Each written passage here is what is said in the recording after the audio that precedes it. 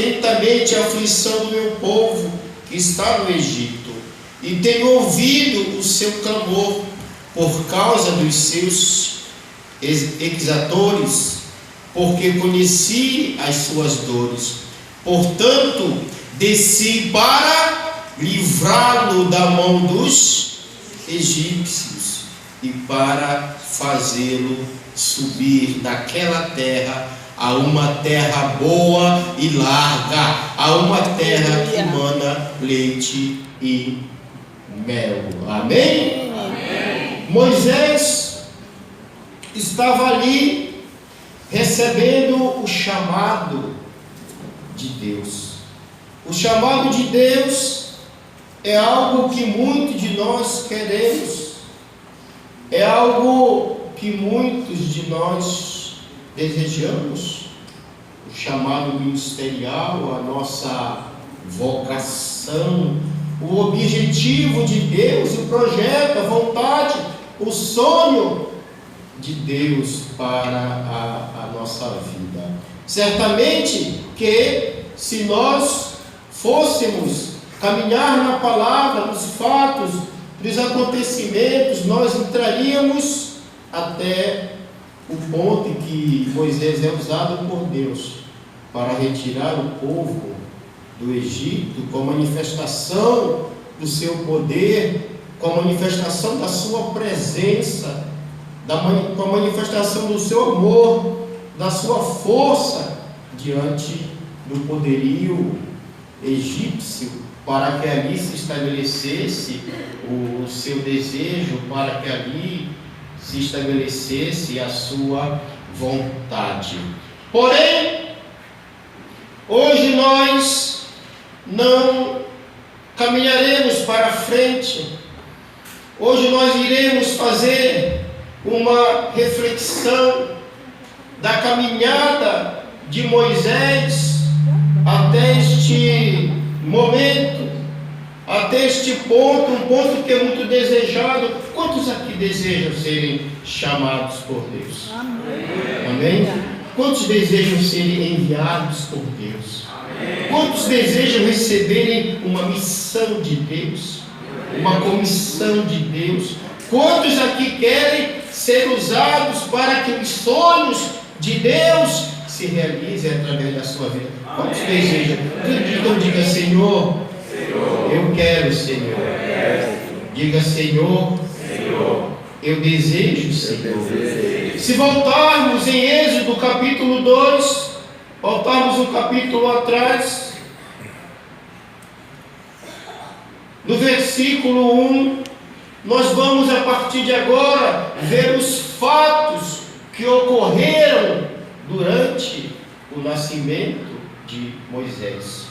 E a palavra diz então, em Gênesis capítulo 2, versículo 1: e foi-se um homem da casa de Levi e casou com uma filha de Levi.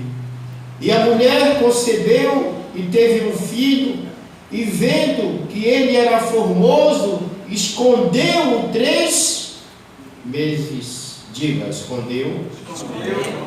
3 meses. Não podendo, porém, mais escondê-lo, tomou uma arca de juncos e o betumou com betume, e pondo nela o menino, a pôs nos juncos à borda do rio. E sua irmã postou-se de longe para saber o que lhe havia de acontecer. E a filha de Faraó desceu a lavar-se no rio, e as suas donzelas passeavam pela borda do rio.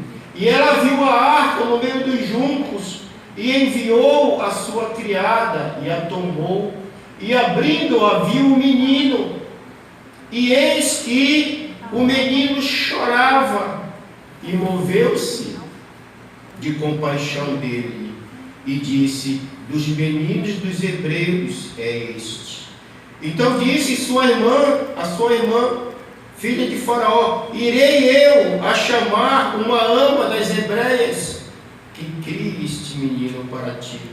E a filha de Faraó disse-lhe: vai. E foi-se a moça e chamou a mãe do menino, Então lhe disse a filha de Faraó: leva este menino, cria-o, e eu te darei teu salário. E a mulher tomou o menino e criou-o, e sendo o menino já grande, ela o trouxe à filha de Faraó, o qual o adotou e chamou o seu nome Moisés, e disse: porque das águas foi retirado. Do nosso nascimento até o momento em que Deus ele nos encontra para um propósito, para um chamado, para a realização de um sonho, existe um caminho a ser seguido, existe um caminho a ser trilhado, existe uma luta a ser vencida. Por que esta criança ela foi escondida até os 3 meses? Por que esta criança teve que ser colocada em um junco e teve que ser ali deixada no rio Nilo? A palavra fala que Faraó, diga Faraó, ele havia tido conhecimento de que havia uma profecia que naquela geração estava nascendo o libertador do povo hebreu.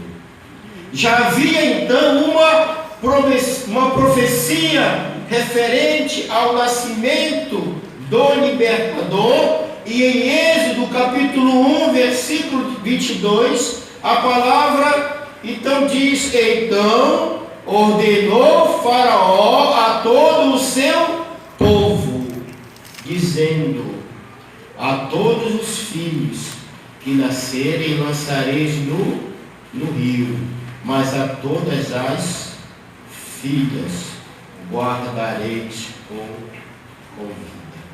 Moisés já nasce com uma sentença de morte.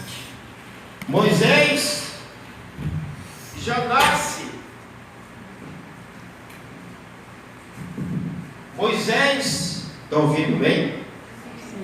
Moisés já nasce com uma sentença de morte. Porém, a atitude da mãe de Moisés e a atitude das 2 parteiras mudaram a história de Moisés. Permitiram que Moisés permanecesse vivo, mesmo diante de um decreto de morte. Muitas vezes, amados, nós não sabemos, muitas vezes não é de nosso conhecimento, mas o inimigo, ele estabelece um decreto de morte para aqueles que Deus chama, para aqueles que Deus tem em amor, para aqueles que Deus tem um propósito para as suas vidas. Porém, tabernáculos é exatamente esta interferência de Deus na nossa vida. Logicamente que a festa de tabernáculos, ela tem todo o contexto histórico na antiga aliança. Tabernáculo fala da segunda vinda do Messias para habitar conosco. Tabernáculo se fala da nossa ida para o céu, para viver eternamente com o Senhor. Mas o tabernáculo, ele fala principalmente da interferência de Deus na nossa história. Da interferência de Deus na tua história. na tua vida, da interferência nos fatos, da interferência nos acontecimentos. Faraó havia determinado que toda criança fosse executada, todo filho homem fosse executado. Porém, Deus levantou duas parteiras que descumpriram a ordem de Faraó. Elas descumpriram a ordem de Faraó e, em oculto, mantiveram Moisés vivo.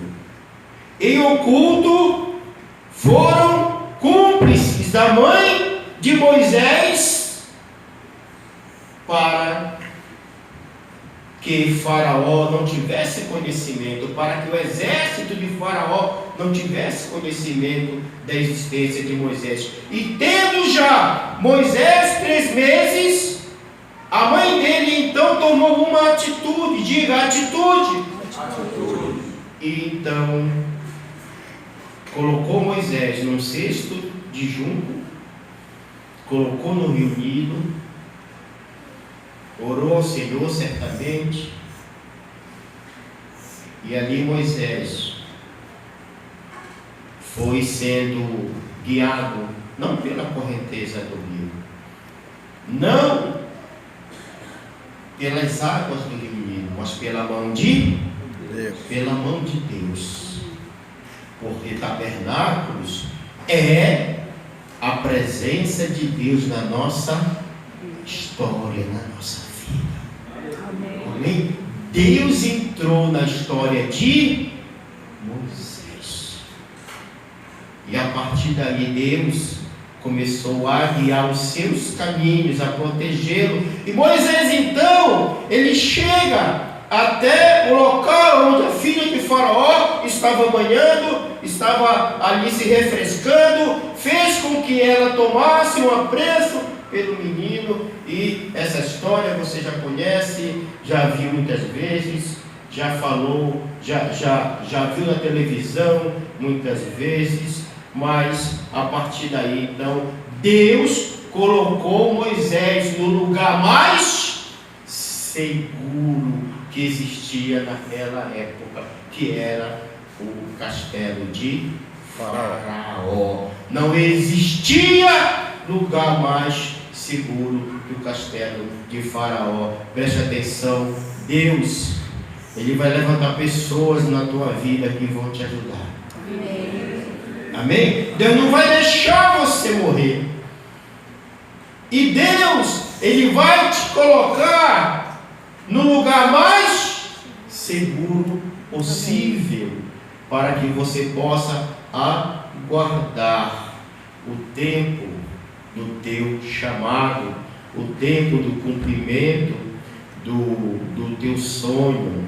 Porém, ocorreu um incidente na vida de Moisés. Moisés estava com Faraó, Moisés estava no castelo, Moisés estava sendo ensinado, bem cuidado, mas no capítulo 2, versículo 11, a palavra diz: e aconteceu naqueles dias, que sendo Moisés já grande, saiu a seus irmãos, e atentou nas suas cargas, e viu que um varão egípcio feria a um varão hebreu de seus irmãos, e olhou para uma e para a outra banda, para um lado e para o outro lado, e vendo que ninguém ali havia, feriu ao egípcio e escondeu na areia. Moisés matou o egípcio.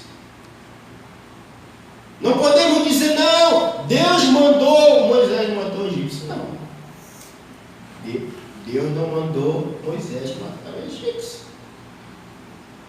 Moisés, no seu temperamento, na sua atitude, na sua iniciativa, ele mata o egípcio. Olha para o teu irmão e diz: meu irmão, e agora? E agora? Deus manda as 2 parteiras para encobrir o nascimento de Moisés. Deus permite que a mãe de Moisés amamente até 3 meses. Depois Deus direciona Moisés que ele poderia morrer afogado, ele poderia ser alimento de algum animal, mas Deus entra na história de Moisés e ele vai justamente aonde estava a filha de Faraó, mas por uma atitude impensada, por uma ação, por uma reação, por algo pessoal. Moisés então, ele mata o egípcio. Me permitam, na liberdade que nós temos, eu faço uma imagem, Deus no céu, e de repente o anjo chega e diz: Senhor, dá licença. O que foi, rapaz? Não, Moisés, não sei, Moisés. Moisés está bem guardado, Moisés está aguardando o momento oportuno, o momento propício. Não, Moisés acaba de matar um egípcio. E agora? Cadê Moisés? Abre aqui. Estou fazendo aqui uma figura. Cadê Moisés? Olha, lá vai ele correndo no deserto, fugindo. Vê o que tem aqui para frente. Olha, ali tem uma família. Ali tem um sacerdote. Ali tem uma filha. Para onde é? Então vai, manda os anjos, manda uma escolta, protege Moisés de egípcios e direciona ele até esse local, para que lá ele seja cuidado, para que lá ele seja protegido. Amados, a falha de Moisés não anulou o projeto de Deus para a vida dele. Amém. Fala para o teu irmão. Diga assim: meu irmão, a tua falha não cancela, não anula os sonhos de Deus para a tua vida. Amém? Deus, ele vai criar uma rota alternativa, Deus vai agir, Deus vai tomar uma atitude de formas a te levar ao propósito estabelecido, ao sonho estabelecido. Se você está compreendendo e entendendo, dá uma salva de palmas ao Senhor.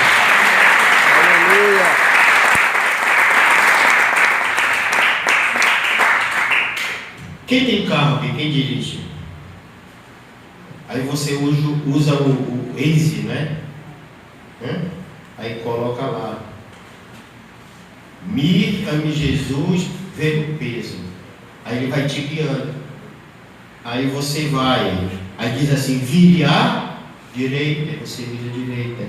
Siga em frente. Daqui a 200 metros vire à esquerda.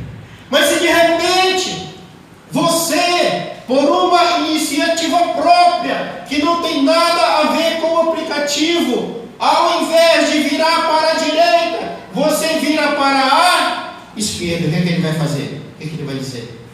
Recalculando.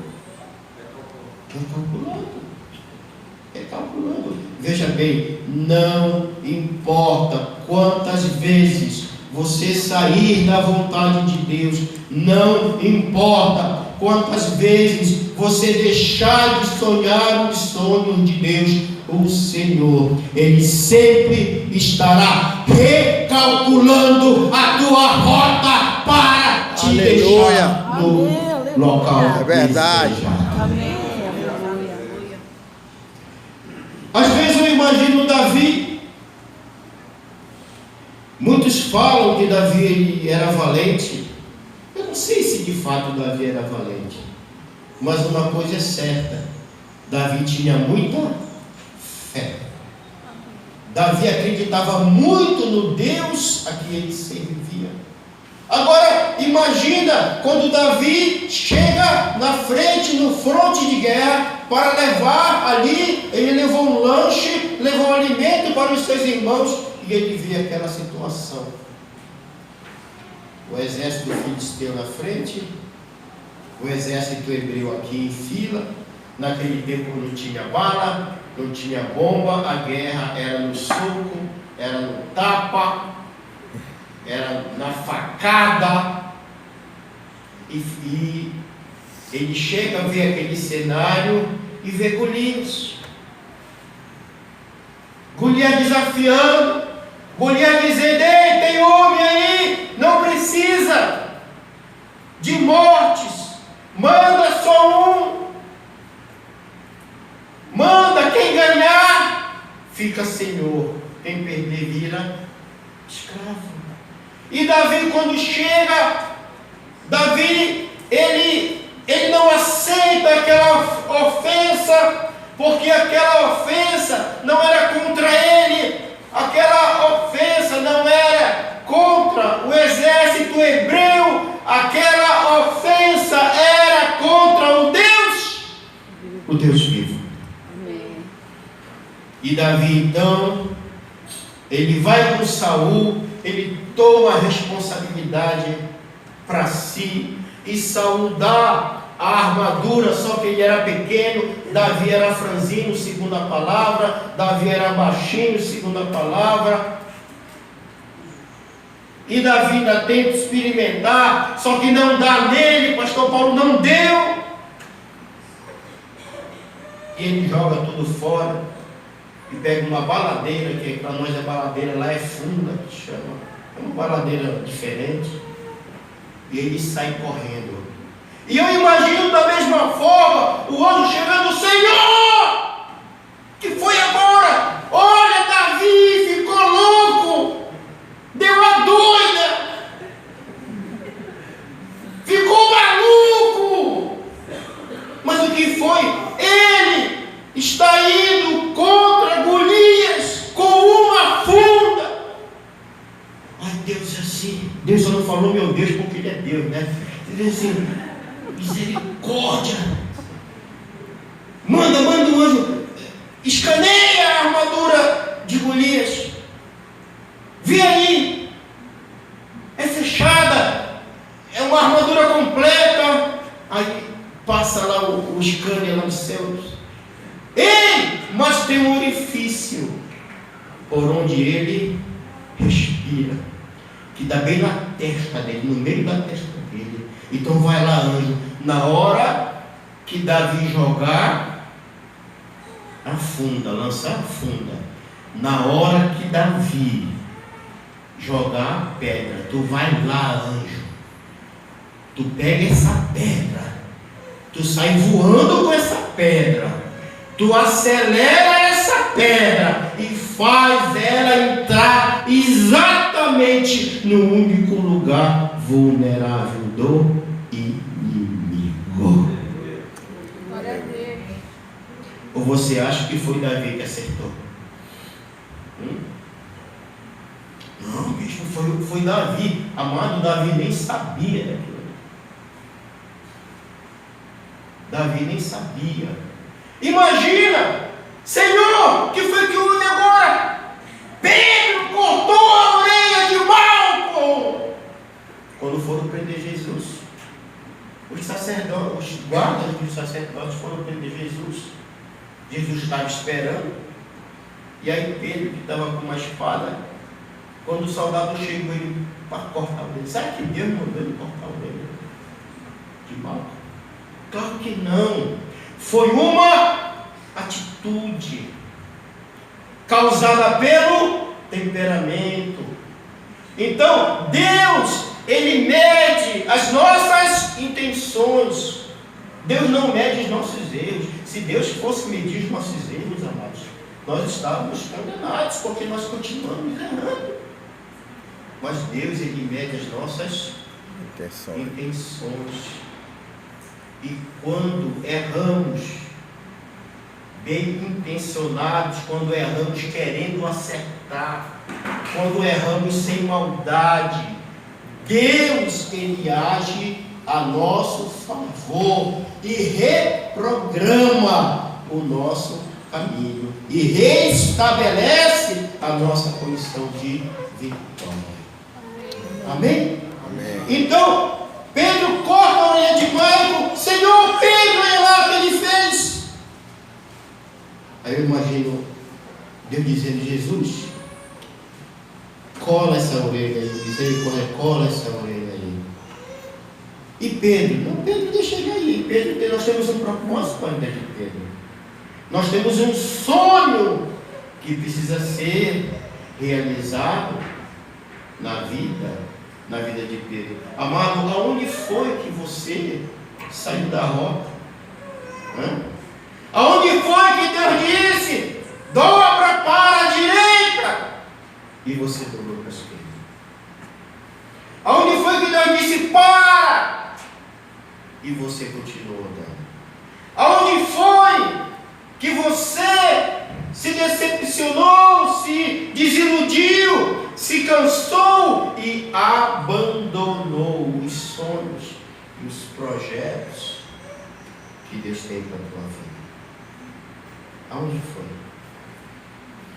É justamente desse lugar que Deus vai reconfigurar o teu trajeto e te levar ao local da vitória. Amém? Aonde foi que você virou o crente politicamente correto? O crente que não fala de Jesus para não incomodar. Amado, o nome de Jesus só não incomoda quem é de Jesus. Aonde foi que você parou de ser o crente chato? Crente que não é chato não é crente, amados. Porque a palavra de Deus diz que devemos falar em tempo e fora de tempo. Em tempo e fora de tempo. Ou seja, agradando ou desagradando. Já te falei que eu sou crente? Já. Então quero te falar de novo. Já te falei de Jesus? Já. Então quero te falar de novo. Onde foi que você desistiu das pessoas que estão do teu lado? Onde foi que você desistiu das pessoas que você ama? Pessoas que você ama aqui na terra, mas que correm o risco de irem para a morte eterna. Aonde foi? Aonde foi que você se tornou mais tolerante do que Jesus? Não, mas ele tem o direito. Não é uma questão de direito, é uma questão de posicionamento, é uma questão de amor, é uma questão de se importar com o próximo. Aonde foi? Em que momento foi que os sonhos que Deus colocou no teu coração se perderam? Quando foi que o Golias te assustou?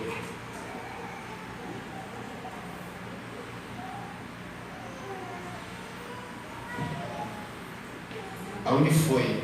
Que momento foi esse? Que a vida dos teus filhos que não são de Cristo já não importam mais, que a vida de teus parentes que já não são mais de Cristo não importam mais, porque você foi confrontado por um Golias. Você acha que Davi matava urso porque ele era forte?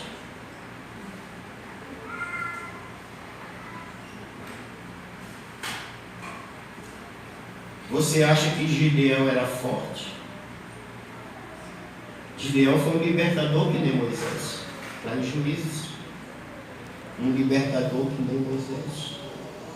Quando o Senhor o chamou, Gideão,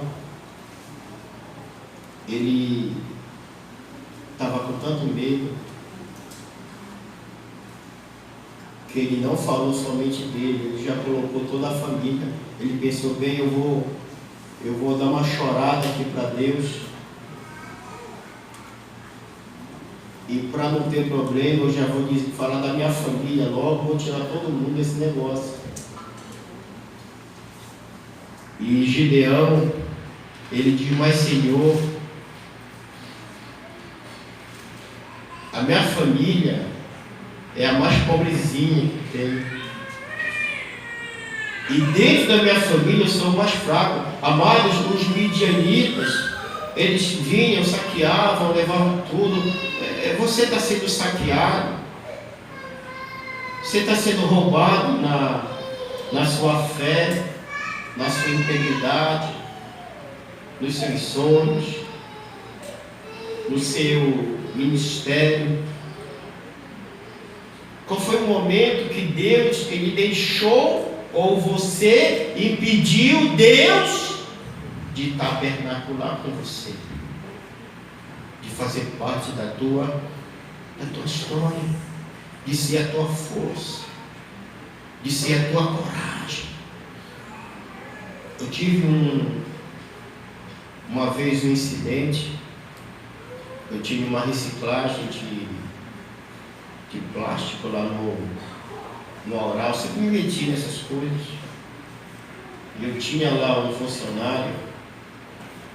Ele não era muito amigável, não era muito amistoso. Ele já tinha passado não sei quantas vezes lá pelo presídio já, de tanta reincidência. Não é o fato de passar lá, é a reincidência.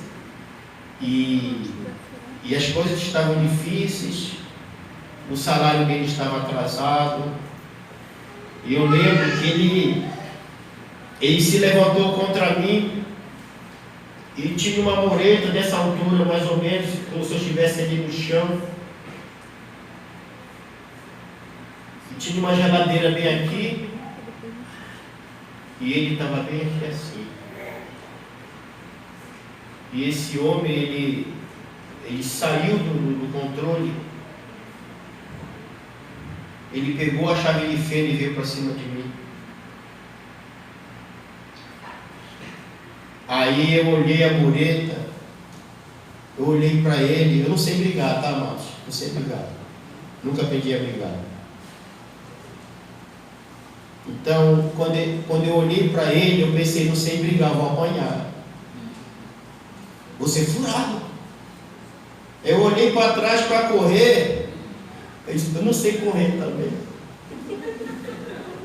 Não aprendi a correr também. Eu era aquele menino que ficava sentado na janela de casa, criando papagaio. Tem aquele menino que fica sentado na janela o dia todo. Eu aprendi a correr. E se eu não sei pular, se eu cair aqui, vai ser pior. E eu analisando rápido aquela situação, a única coisa que eu pude fazer, eu fiz. Às vezes é bom a gente só ter uma única coisa para fazer. Na hora que ele ia chegando, eu fiz assim: para! Em nome de Jesus. Amado, aquele homem parece que... Você viu um balão quando esvazia? Ele esvaziou. Ele sentou e começou a chorar. Eu disse, pronto, ele queria me bater, agora eu tenho que consolar esse cara. Começou a chorar, vida destruída, muitas decepções, muitos crimes, uma pessoa que não teve oportunidade, vamos dizer assim. E amados, eu tive que abraçar ele, e ele chorava, e eu falando de Jesus para ele. Olha como o nome de Jesus tem poder. Amém? Pastor, amém? Amém? Então, deixa Jesus entrar na tua história. Deixa Jesus tabernacular com você. Volta para a rota. Volta para o caminho. Não importa se é um Golias. Não importa se é um leão. Não importa se é uma cobra. Sabe por quê? Porque quem vai vencer não é você, é Jesus Cristo. Amém? Não é você que vai vencer.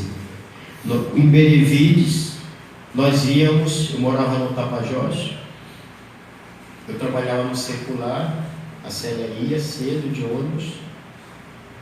Quando eu saía do trabalho, eu ia para o Benevides, culto, reunião, atender irmão. Quando era 1 da manhã, a gente estava voltando. 1 da manhã a gente estava voltando. Começo de igreja, situação financeira muito delicada.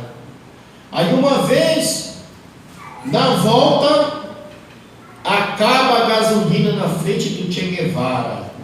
Hoje o Che Guevara é Almir Gabriel. Mas antigamente, amado Che Guevara, os bandidos deitavam no meio da BR para fingir de morto. Aí você parava para atender e vinha 3, 4 te assaltavam. Eu cansei de acelerar e o defunto levantar e sair correndo, porque eu ia passar por cima disso. Eu disse, vou acelerar. Bem, se for tiver morto mesmo, eu vou te desviar. Mas não vou parar aqui. E nós ficamos no prego de gasolina. Ficamos no prego de gasolina. E agora? Nós ficamos assim, e agora a gente sai para ser assaltado, ou espera ser assaltado aqui dentro. Não, vamos pedir carona. Eu até brinquei com a minha amada esposa e disse, vamos para a BR, que já faz assim, fica lá do teu lado. Porque a minha canela é muito fina e não dá. Tem que ser uma canela mais grossa para pedir ajuda. E passando o carro e a gente fazendo assim, mais de 1h da manhã, de repente veio um carro na contramão, com a luz alta, farol alto. Eu disse, pronto, agora acabou, vamos ser assaltados. Porque os carros que ficavam ali, eles depenavam, mas levavam pneu, levavam tudo, roubavam todo mundo. Era terrível naquele lugar, naquela estrada, naquele ponto. E o carro parou com a luz alta. Aí quando eu vejo, sai um casal. Ela toda arrumadona, ele de terno. Aí eu disse, meu Deus, nova modalidade de assalto agora. Eu não tinha visto o assaltante todo arrumado, pastor. Assaltante todo na beca, todo bonitão. Eu disse, rapaz, nova modalidade, tem modalidade de vapor, não sei o que, né? Disco, nova modalidade. Aí eles chegaram, aí disseram assim, paz. Opa! Aí a Zé disse, nós somos pastores, cuidado! Somos pastores. Aí ele disse assim, nós estamos vindo do encontro com Deus do interior daqueles lá. Castanhal, né? De Castanhal. Nós somos da Quadrangular. Ai, poxa, irmão, glória a Deus. Aí ele disse, olha, nós passamos aqui e vimos. Aí eu disse para a mulher, vou parar. Ela disse, não para porque é assalto. Mas eu vou parar, mulher. Não para, porque aqui no Che Guevara só é assalto. Vai embora. Mas eles estão arrumadinhos. É bandido que está se arrumando. É uma nova modalidade de assalto. Aí ele foi. E ele fala, quando ele chegou lá em Marituba, o Espírito Santo falou com ele. Olha, Marcos, como Deus, Ele cuida da nossa vida, Ele mora conosco, Ele vive conosco. E o Espírito Santo disse para ele, volta, porque aqueles são meus. Amém. Glória a Deus.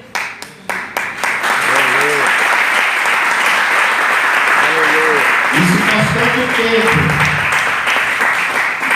mas eu ainda fico emocionado até hoje, de tantas coisas que Deus tem feito na nossa vida.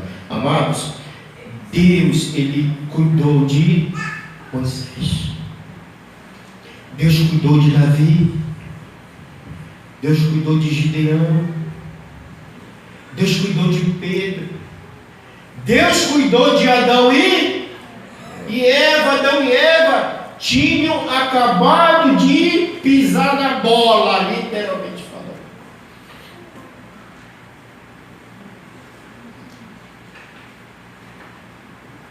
Deus, quando Ele entra na nossa história, Ele faz a diferença.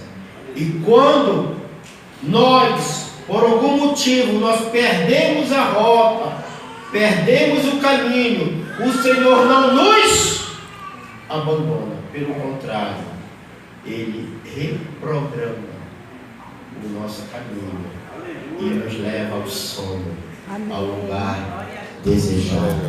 Em nome de Jesus. Amém? Amém. Para encerrarmos e orarmos, Moisés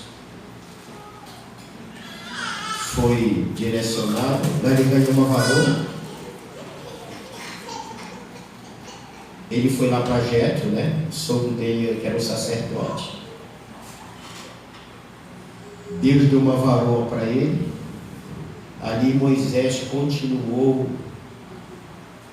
a sua preparação até o tempo determinado em que ele foi chamado para libertar o povo do Egito. Amém? Amém. Amém? Amém.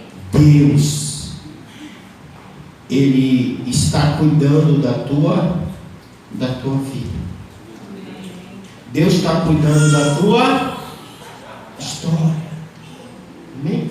Olha para o teu irmão e diz assim: meu irmão, deixa o Senhor entrar na tua história. Ah, mas eu entrei na faculdade e a prioridade agora é a faculdade. São 4 anos de faculdade, 5 anos de faculdade. Tem uns que são 10 anos de faculdade. E agora? Você não precisa deixar a faculdade, mas também você não precisa deixar os sonhos que Deus colocou no teu coração, a paixão que Deus colocou no teu coração. No dia em que Ele te chamou, no dia em que você nasceu para Ele, assim como o dia que Moisés nasceu, quando você nasceu para Jesus, ali Ele estabeleceu um sonho para se realizar através da tua vida. Fica de pé em nome de Jesus.